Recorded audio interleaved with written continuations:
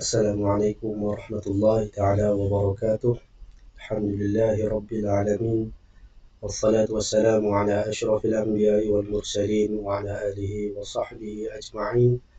رب اشرح لي صدري ويسر لي أمري واحلل عقدة من لساني يفقه قولي. سبحانك لا علم لنا إلا ما علمتنا إنك أنت العليم الحكيم، وتب علينا إنك أنت التواب الرحيم. اللهم زدنا علما وارزقنا فهما، اللهم نورنا بنور علمك وأبعدنا من نسيان برحمتك يا أرحم الراحمين. Amma ba'd, alhamdulillah, bersyukur kita kepada Allah Subhanahu wa taala atas segala nikmat dan kurniaan Allah. Allah taala berikan lagi kita nafas, peluang untuk kita hidup di dalam dunia yang fana ini, yang sementara ini. Mudah-mudahan Allah Subhanahu wa taala memberikan keberkatan untuk kita hidup di dunia dengan penuh barakah, dan mudah-mudahan Allah Subhanahu wa taala memudahkan urusan kita dalam semua bidang pekerjaan kita dan diridhai oleh Allah. Jadi pada pagi ini yang ringkas insyaallah dalam program kita Balighu Anni Walau Ayah. Jadi ada satu ayat yang berkaitan dengan sedekah untuk kita baca pada pagi ini. A'udzubillahi minasyaitonir rajim. In tubdu sadaqati fani'immahi wa in tukhfuha wa tu'tuha al-fuqara fahuwa khairul lakum wa yukaffiru ankum min sayyi'atikum wallahu bima ta'maluna khabir. ويكفر عنكم من سيئاتكم والله بما تعملون خبير. Dalam ayat tadi Allah Subhanahu wa taala memberikan kita makna, kalaulah kamu zahirkan sedekah itu secara terang-terangan, maka yang demikian itu adalah baik kerana menjadi contoh yang baik. Dan apabila kamu sembunyikan sedekah itu serta kamu berikan kepada fakir miskin, maka itu adalah baik bagi kamu, dan Allah Ta'ala menghapuskan daripada kamu sebahagian dari kesalahan-kesalahan kamu. Dan ingatlah Allah Subhanahu wa taala mengetahui secara mendalam apa yang telah kamu lakukan. Jadi dalam ayat Quran tadi membawa maksud kepada kita, sekiranya kita terus memberi sedekah dengan dua cara tadi. Yang pertama dengan secara zahir, dan yang kedua secara sembunyi, maka dua-duanya juga mendapat pahala. Yang pertama kerana terang-terangan tadi, zahir kerana mereka ingin menjadikan contoh, yang disebutkan oleh tafsir Maraghi. Dia kata apabila seseorang itu bersedekah mahu supaya orang lain meniru seperti dia, maka dia juga menjadi pahala. Dan apatah lagi orang yang memang sedekah secara sembunyi-sembunyi dan dia tidak mahu supaya takut kerana riak dan sebagainya, pun ia mendapat pahala di sisi Allah Subhanahu wa taala. Jadi sempena juga dengan hari Ashura, atau disebutkan dalam bahasa Arab Ashura, yaitu hari yang ke-10 ini. Allah Subhanahu wa taala mengajar kita supaya kita berpuasa. Sekiranya kita sempat berpuasa pada hari ini, alhamdulillah. Dan sekiranya kita tidak sempat berpuasa, maka boleh lagi berpuasa pada 9, 10, 11 Muharram ini, yang disebutkan hari-hari yang disunatkan berpuasa berdasarkan hadis Nabi, siyamu yaumi Ashura ahtasibu 'ala Allah an yukaffira as-sanata allati qablahu, yaitu orang yang berpuasa pada hari Ashura, Allah Subhanahu wa taala akan menghapuskan dosanya setahun yang lalu. Jadi dalam sempena Muharram juga ada satu nukilan daripada hadis Nabi yang memang kadang-kadang ada yang disebutkan komentarnya sebagai hadis yang dhaif, tetapi para ulama beramal yaitu mereka bersedekah banyak pada hari ini, pada hari 10 Muharram. Berdasarkan satu riwayat, man wassa'a ala nafsihi wa ahlihi yawma Ashura wassa'allahu alaihi sa'ira sanatihi. Sesiapa yang bersedekah untuk dirinya dan keluarganya di hari Ashura, Allah Subhanahu wa taala meluaskan rezekinya di sepanjang tahun.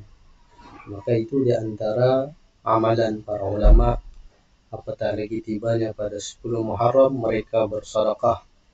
Dan sebagiannya para sahabat pernah menyebutkan, Jabir, kami mencubanya dan kami memang dapati hari ataupun rezeki kami bertambah murah. Begitulah di antara beberapa qaul para ulama yang menunjukkan bahwa betapa mulianya amalan sedekah, terutama lagi pada 10 Muharram pada hari ini.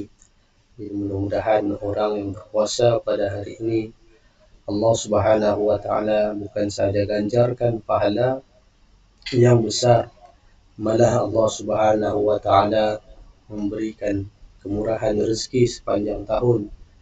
Apatah lagi rezeki ini adalah takdir Allah Subhanahu wa taala, yang kadang-kadang Allah Subhanahu wa taala basata, meluaskan rezeki kita, kadang-kadang qadara ataupun Allah menyempitkan, terpulang kepada Allah Subhanahu wa taala dan juga bergantung kepada beberapa amalan kita. Kemudian sebagai beberapa penutup ataupun perkara-perkara yang perlu kita ketahui, bentuk-bentuk sedekah yang kita sebut jariyah. Nah, jariyah ini yaitu mengalir pahalanya, ialah seperti mana hadis yang biasa kita dengar, iza matal insan, apabila seseorang itu meninggal dunia, in qata'a anhu amaluhu illa min salasah, yaitu terputus amalannya kecuali 3 perkara. Min sadaqatin jariyah illa min sadaqatin jariyah, kecuali 3. Yang pertama sedekah jariyah yang mengalir pahalanya, atau ilmun yuntafa'u bihi, ataupun ilmu yang dimanfaatkan, atau waladun salih, dan anak-anak yang salih. Ini tumpuan kita adalah sedekah jariyah itu ada banyak jenis. Antaranya sedekah jariyah juga termasuk ilmu yang diajarkan, yang kita sampaikan pada hari ini, walaupun ringkas, tetapi sekiranya ada manfaat kepada orang lain, maka orang yang menyampaikan Allah izinkan menjadi pahala sampai bila-bila. Kemudian sedekah jariyah juga termasuk anak yang saleh. Kita ajar anak-anak kita membaca Quran, salat dan sebagainya. Maka itu saham kita buat ibu bapa, guru-guru yang mengajarkannya, mereka menjadi saleh, berdoa untuk kita, dan kita terus mendapat pahala. Kemudian bentuk sedekah antaranya mushaf Al-Quran yang kita wakafkan, sama ada di rumah kita belikan, ataupun yang lebih banyak lagi usaha-usaha untuk orang yang ziarah bumi Makkah Madinah, mereka tinggalkan Quran untuk dibaca, ataupun tidak semestinya di Makkah Madinah sahaja, di masjid-masjid yang kurang kitab Iqra Al-Quran, kita sedekahkanlah, supaya apabila kita meninggalkan dunia ini, pahala itu terus berterusan apabila ada sahaja orang yang menggunakan apa yang kita wakafkan. Kemudian yang terbesar antaranya orang yang mampu, maka mereka membina masjid, bersedekah untuk jadikan tapak masjid, musalla, surau. Itu semua di antara satu sedekah yang sangat-sangat besar. Kemudian antara bentuknya lagi, menubuhkan rumah bagi ibnu sabil, yaitu contohnya kita buat satu rumah untuk tumpangan untuk sesiapa saja duduk untuk merehatkan diri. Itu semua di antara sedekah. Kemudian antaranya lagi yang 2 lagi jenis, yang kedua yang terakhir, yaitu sungai, ataupun kita alirkan sesuatu manfaat, seperti kita alirkan air atau kita gali sumber air untuk satu penduduk kampung, yang jarang-jarang sudah kita buat sekarang ini. Atau antaranya lagi kita membuka jalan, contohnya rumah kita berhampiran dengan rumah orang yang baru beli tanah, maka kita cuba sedekahkan tanah untuk dijadikan jalan lalu lalang untuk orang ramai.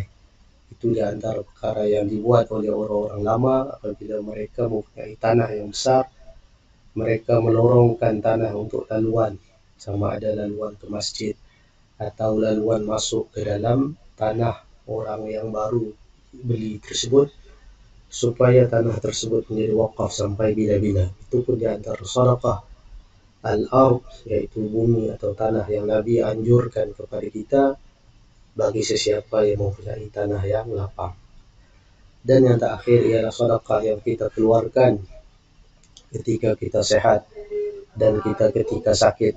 Malah dalam kitab ada riwayat dan kisah-kisah para ulama apabila mereka sakit teruk, maka mereka sedekah 2-3 kali ganda, 4 kali ganda.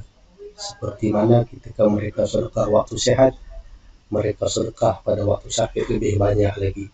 Kerana mereka percaya satu kata-kata para ulama yang mereka pegang, yaitu sedekah itu mengangkat penyakit, ataupun sedekah itu dapat Allah Subhanahu wa taala mustajabkan doa. Kemudian kita minta ya Allah sembuhkan bagi siapa yang sedang sakit. Insyaallah mudah-mudahan Allah mendengar kalimah-kalimah orang yang sakit, menyembuhkannya, dan sekiranya tidak sebaliknya, itu maksudnya Allah Subhanahu wa taala takdirkan dia mati dalam keadaan yang sangat mulia di sisi Allah, dalam keadaan bermunajat kepada Allah Subhanahu wa taala. Mungkin itu saja, sekadar itu saja, yaitu amalan bersedekah digabungkan lagi dengan hari Asyura, maka berlipat kali ganda lah bagi orang yang sempat melakukan kebaikan ibadah tersebut. Wallahu ta'ala a'lam, wabillahi taufiq wal hidayah. Wassalamualaikum warahmatullahi ta'ala wabarakatuh.